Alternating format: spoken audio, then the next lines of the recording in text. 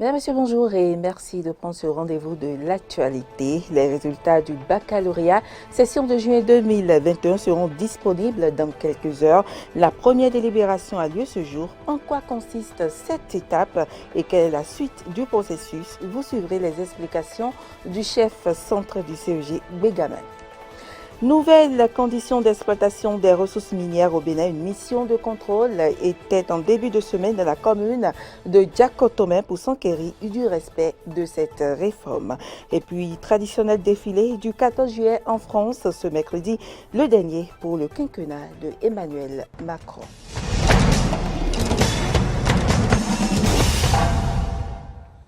Bienvenue à toutes et à tous. Dans quelques heures, les candidats au baccalauréat session de juin 2021 seront fixés sur le sort, mais avant la première délibération ce jour au CEG Bégamin, tout est mis en œuvre pour rendre disponibles les résultats sur les plateformes. En quoi consiste la délibération et quelle est la suite du processus?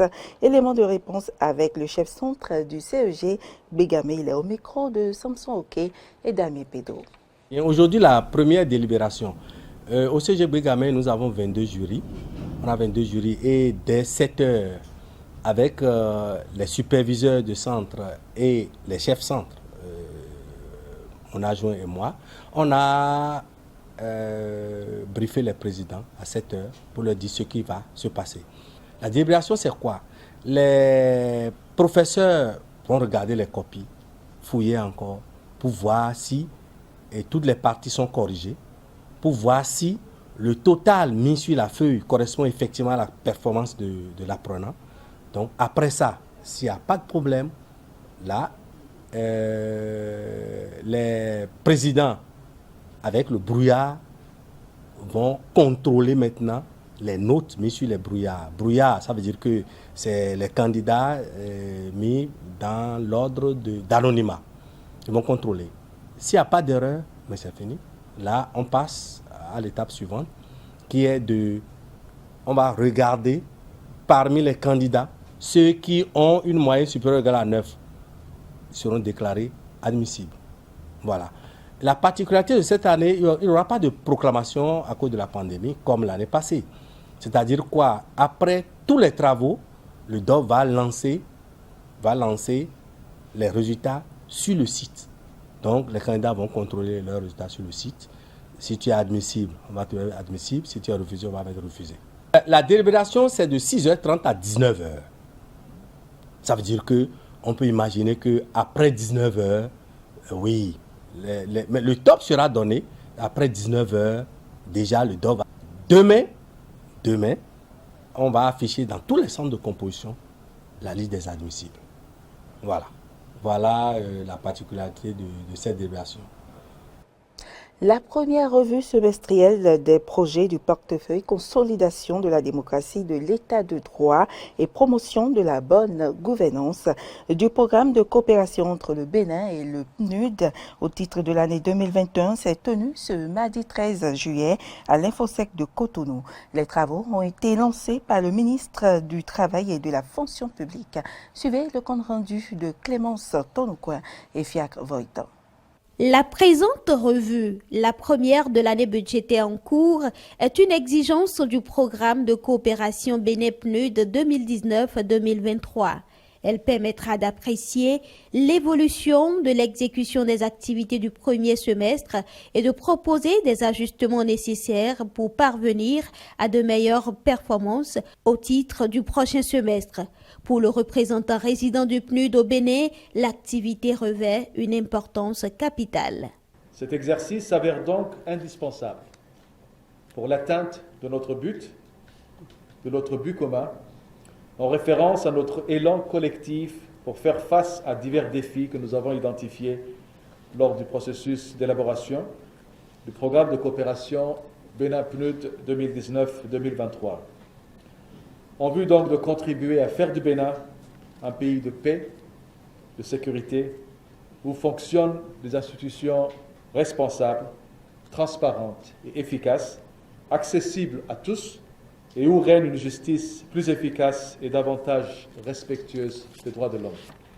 La ministre du Travail et de la Fonction publique, dans son discours d'ouverture, a dévoilé les 4 points autour desquels seront axés les travaux.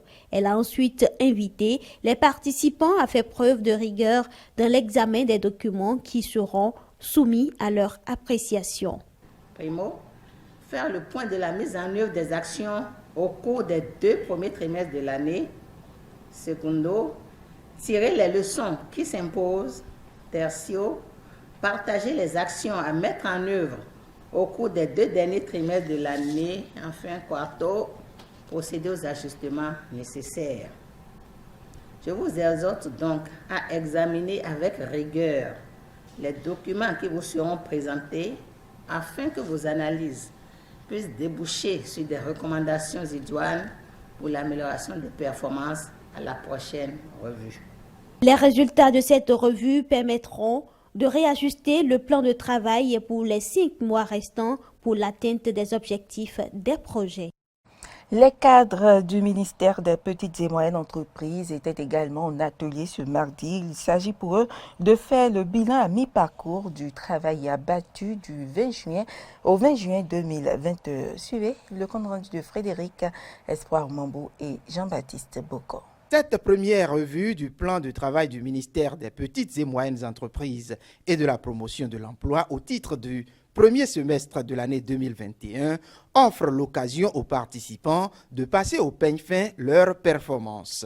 C'est également le créneau pour identifier les goulots d'étranglement afin de prendre de nouvelles résolutions en vue de satisfaire les usagers clients du dit ministère. S'il est vrai que les 4 premiers mois de cette année ont été marqués par un ralentissement des activités en raison du double contexte sanitaire et électoral, il n'en demeure pas moins vrai aussi que nous devons faire un diagnostic sans concession de nos réalisations par rapport à nos prévisions.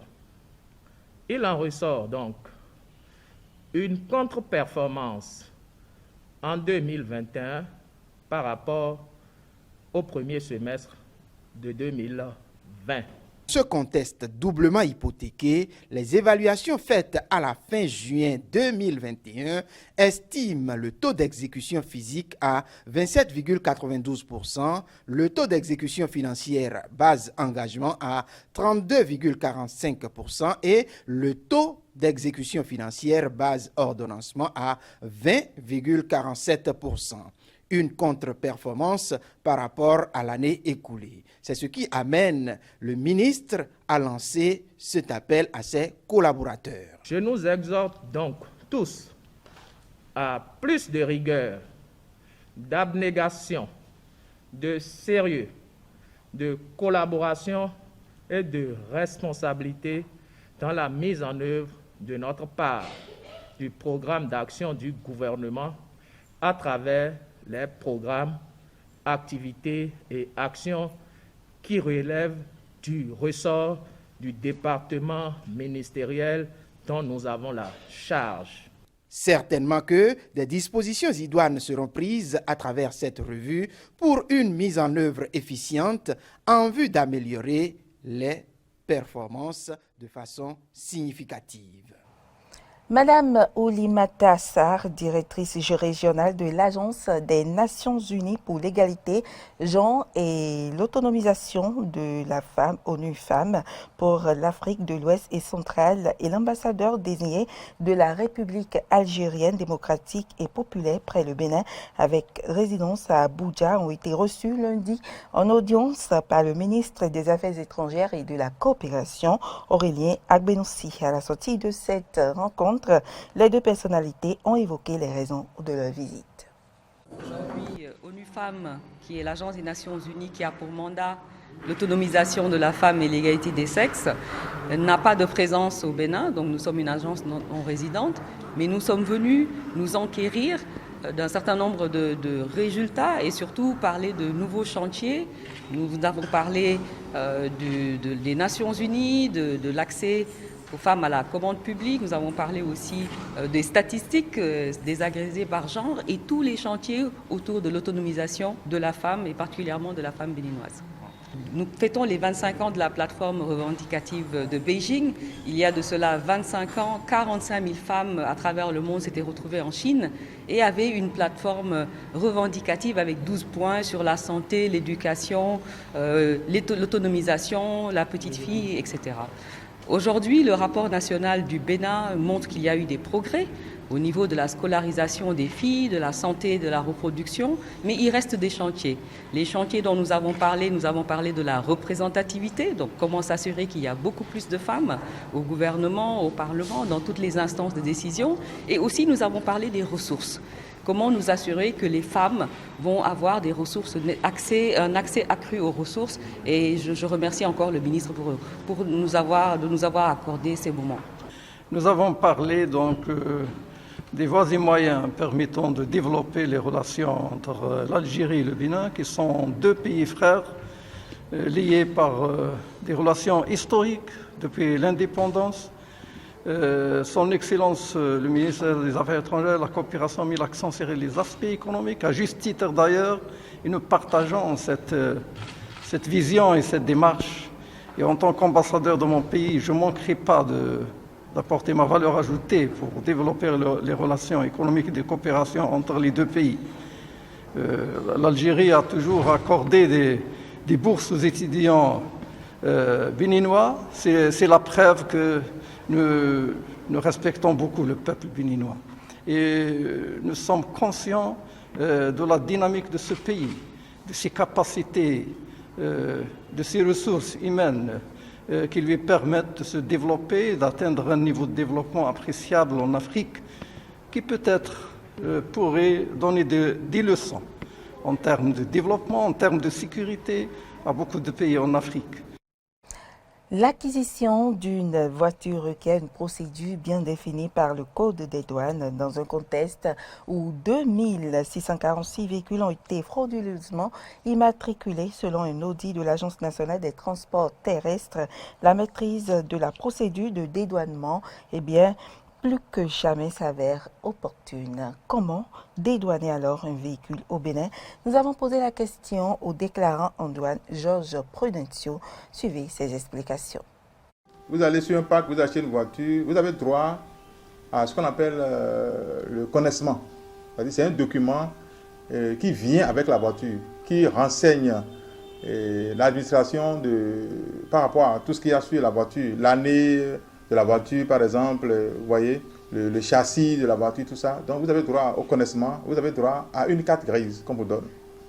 Et lorsque vous avez la carte grise et le connaissement, vous allez vers celui qu'on appelle communément déclarant en douane ou transitaire, comme moi, par exemple.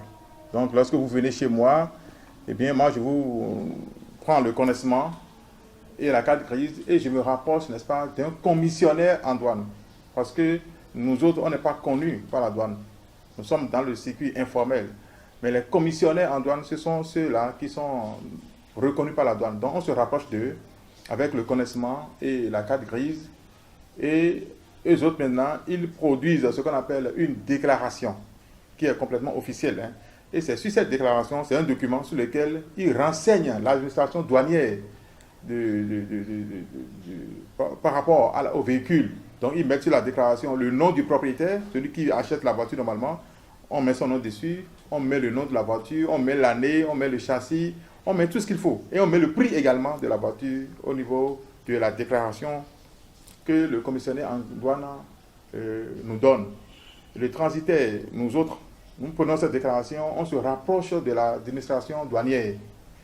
Et au niveau de la douane, eux autres, ils vérifient si tous ces documents-là sont conformes, si tout ce qu'il y a sur le document, la déclaration est conforme, si le prix à payer est conforme, parce que le prix à payer dépend de l'année de la voiture.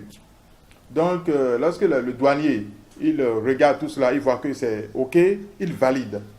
Il valide ces informations-là qui rentrent dans le système de la douane. Or, n'oubliez pas que la douane est connectée avec la DTT, l'Interpol. Donc, ces renseignements-là, par rapport à la voiture, sont intégrés dans le système.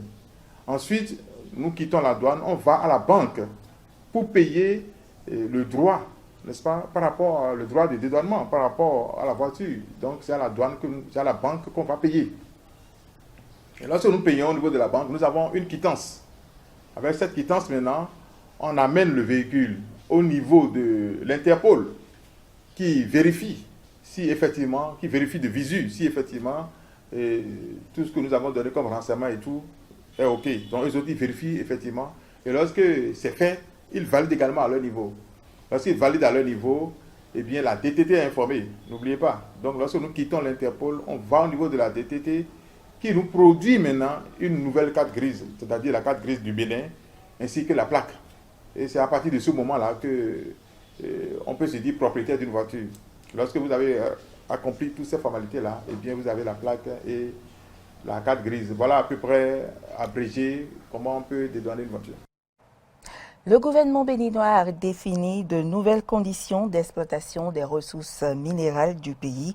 Une mission de contrôle a été effectuée ce lundi dans la commune de Djakotoma pour s'enquérir du respect de ces nouvelles conditions.